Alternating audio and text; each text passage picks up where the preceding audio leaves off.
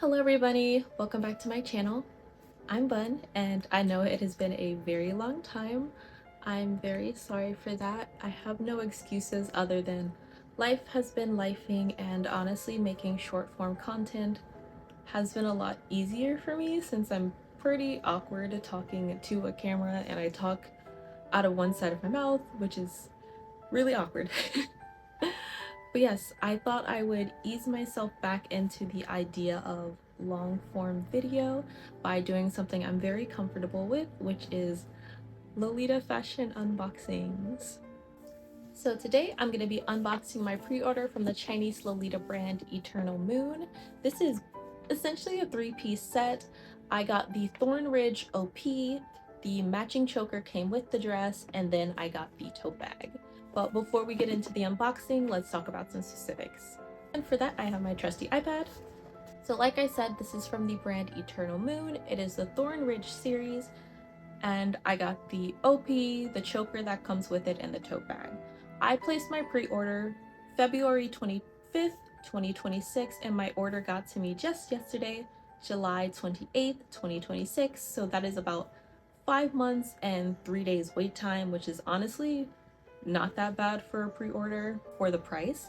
The OP was 478 Chinese yuan, which is about $71.08 USD. The tote bag was 69 Chinese yuan, which is about $10.26 USD, bringing my total to about $81.34 USD, which is an absolute steal for 3 Lolita items. And that is of course before shipping. And a small disclaimer, I did have my items shipped with Dogu, who I am an affiliate with, but I paid for this pre-order with my own hard-earned money. They were just kind enough to send it with my affiliate package. The only thing I had to do was split the shipping difference, which was about $34. So factor that in, it's like what, 120 something dollars. I'm bad at math. I'll put the math somewhere here. But yes, just that small disclaimer, this is not sponsored. I did pay for it with my own money. They were just kind enough to ship it out for me. And for sizing on this OP, I got the size large.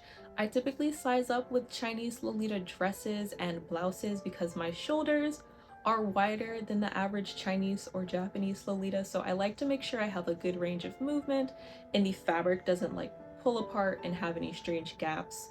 So for the size L in centimeters, the bust is 90 centimeters, but you've got a little bit of wiggle room from 89 to 93 centimeters.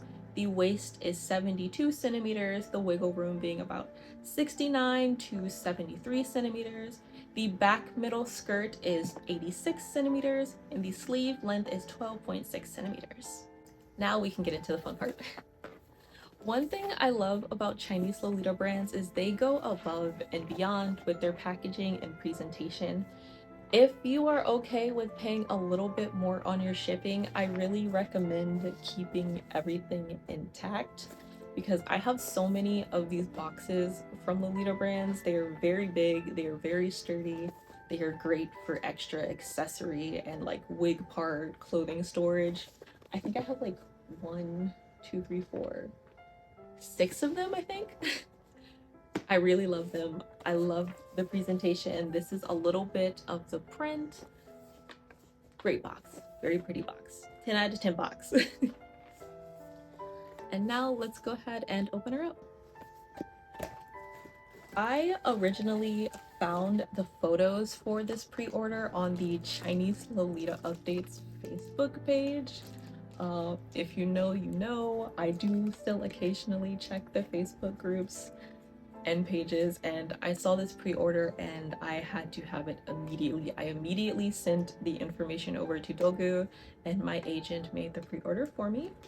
So this is the inside of the box.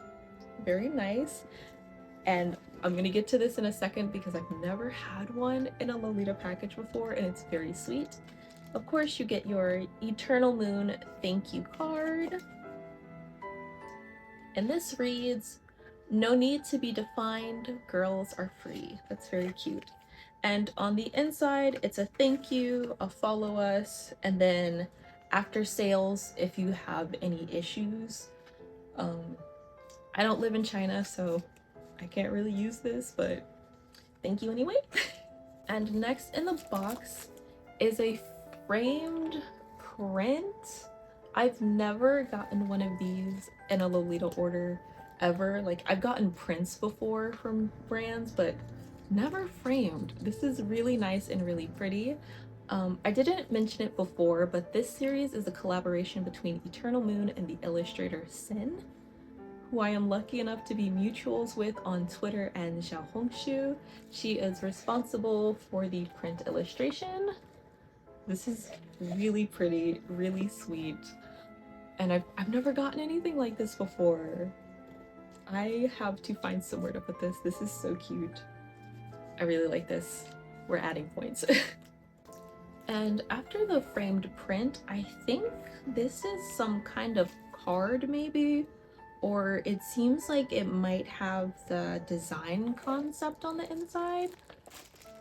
And if you can see here, it's the little gothic decayed castle that's on the border print of the skirt. I'm gonna just go ahead and open it, because this is again something that I've never gotten.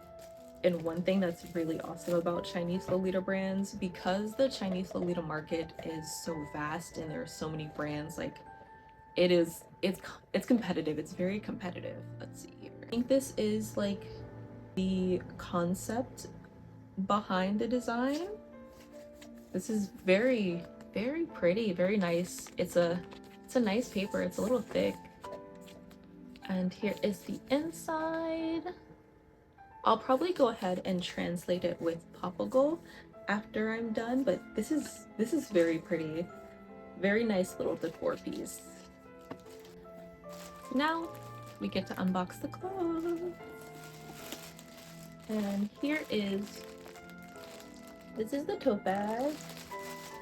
And this is the dress. Nothing else in here. Okay, let's get into it. It honestly feels so awkward filming a YouTube video again, so like, this is a little janky, forgive me. I will get there the more that I practice. But we're gonna go ahead and go into the tote bag. This entire release is, I believe it's a mixture of velvet, twill, there's a satin lining, there's eyelash lace. So a lot of really, really nice, luxurious materials. Here is the, oh, this is really pretty. Here is the tote bag. Oh, look at that velvet. That's really pretty. It's got a nice sheen. It's not like super shiny like a costumey kind of velvet that you would see at Joann Fabric. Rest in peace to the Big J. One that's like super duper shiny. I used to have to cut and sell a lot of those in my time at Joann. But this just has like, it's got sheen, but it's not a tacky sheen. This is really pretty. And let's see, yep, the tote bag is also lined. It's just a simple poly lining. No pockets, just a regular old tote bag. It is sewn very nicely though.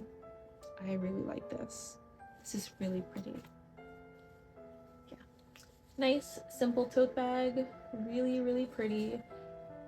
The print, I believe it is heat stamped onto the velvet, which is something I'll talk about in a second. I know some Chinese Lolitas had concerns about the heat stamping, because if you don't know, velvet fabric isn't the best choice in my opinion for heat stamping.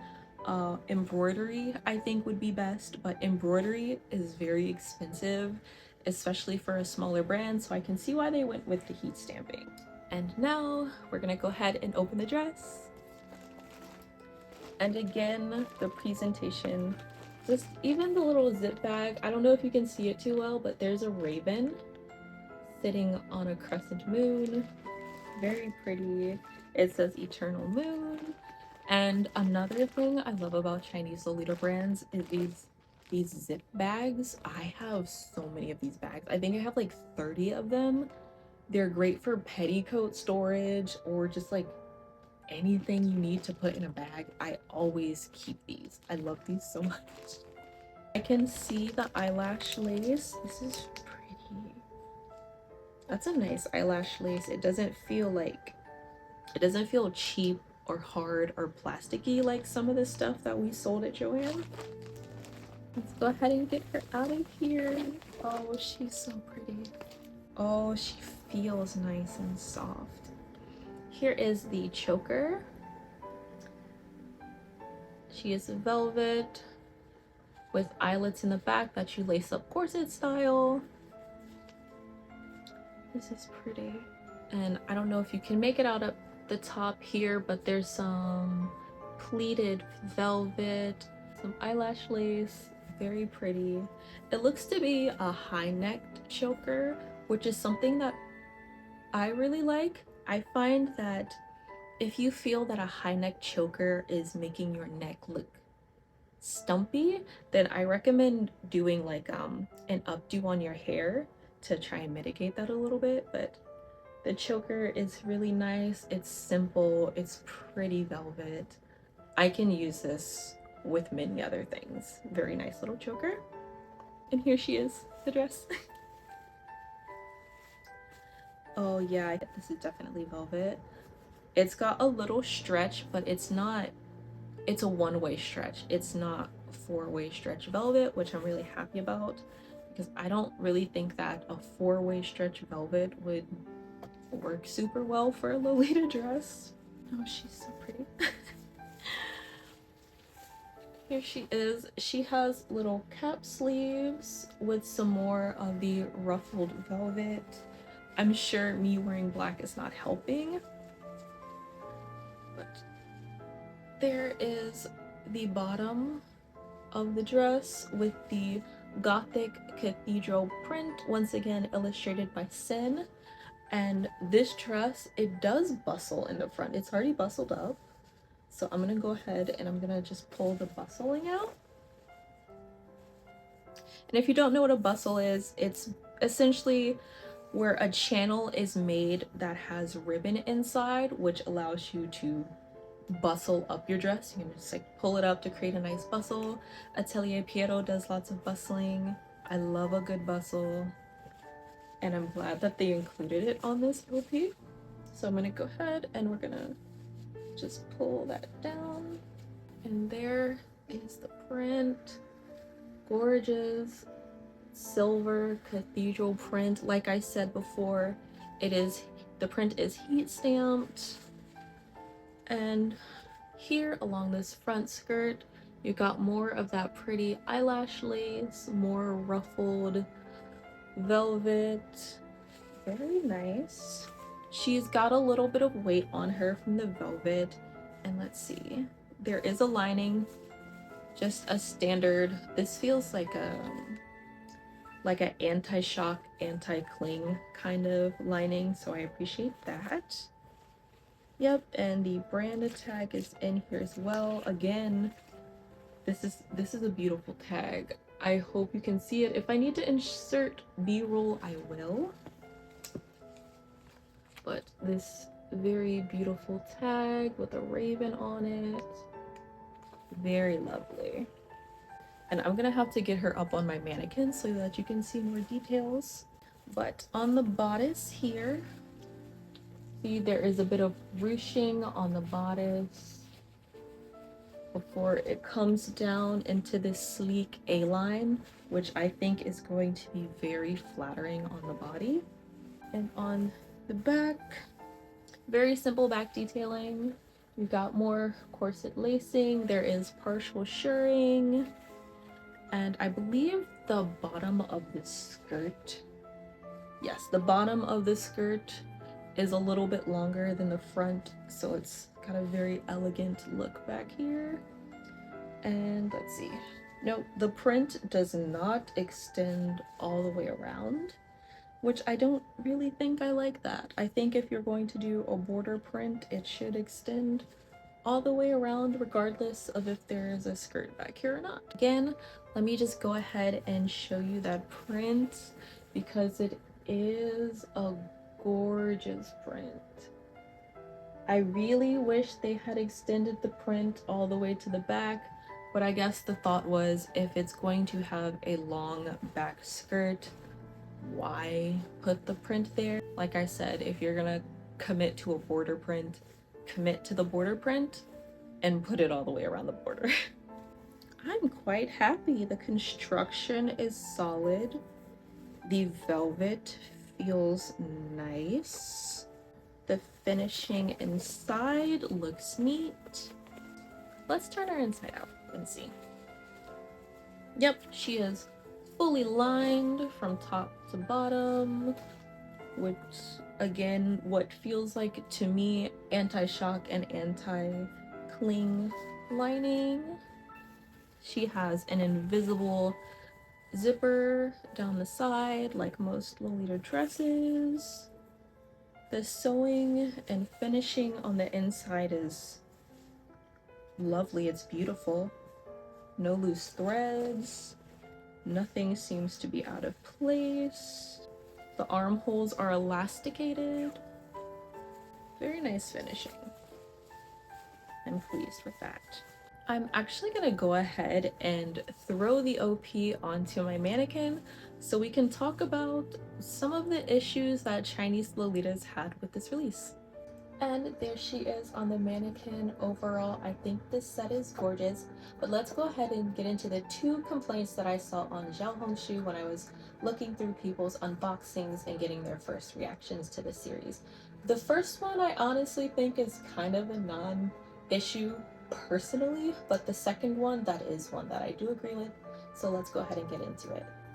The first complaint I saw from some Chinese Lolitas, even though the series was very well received, was that they chose to do a velvet fabric with a cap sleeve. I personally didn't understand this complaint, but the comments I saw, I think people were confused because I guess velvet is considered a wintertime fabric, and if you're going to use a wintertime fabric, why would you not add sleeves to it to make it like a fully winter dress? How are we supposed to wear this in the warmer months? And again, I think it's kind of a non-issue, but they did get so many comments about it that they are going to look into releasing the series in a lighter material. I do think that there is like a skirt version of this. It's not like the black and silver. I think it's like purple with some other colors mixed in, but the print is the same. I think it's kind of a non-issue, but they did, the designer and the illustrator, they did address that along with the second point, the one that I do agree with. It's about the longevity of the heat stamping onto the velvet fabric. While it's very pretty, like I mentioned before, velvet isn't always the most ideal for heat stamping because over time it can start to peel and start to crumble. Embroidery would be more ideal, but embroidery is very expensive. Even at a like commercial box store level, embroidery thread can run you from 14 to an upwards of like $30 for a single spool of like 300 yards. So I couldn't imagine how costly that would be for a small Lolita brand. So I understand why they went with this heat stamping method. But again, it is not the most ideal. And there have been instances of people's dresses arriving and the print is kind of like in small places crumbled away. I can even see it on my dress where a little bit of the cathedral isn't there. Now, they did address it, but I don't know if it was kind of like a cope or not. I'll read the statements to you and you can come to your own conclusion. It reads here, description of fabric process. The choice of velvet material was not a decision made by me alone, but the result of my and the designer Eternal Moon's selection after reviewing multiple fabric samples. Because velvet naturally has nap and sheen, the combination of the silver-tinged finish in velvet also gives the building a layered interplay of light and shadow with a metallic texture. The broken areas are not defects from the silver tinged coloring or from the pattern peeling off, but rather a texture we chose to prevent. My view of velvet is that although this material is difficult to care for, it is not a fixed black color. Under light, it reveals subtle variations of light and shadow. The dark areas are deep, muted black, while in the light it reflects a delicate, subtle luster like a dark night brushed by moonlight. So after hearing that statement from the illustrator and the brand themselves, what do you think? I still am of the belief that they should have just made the disclaimer that, hey, this is velvet, we heat stamped on it as opposed to embroidering it.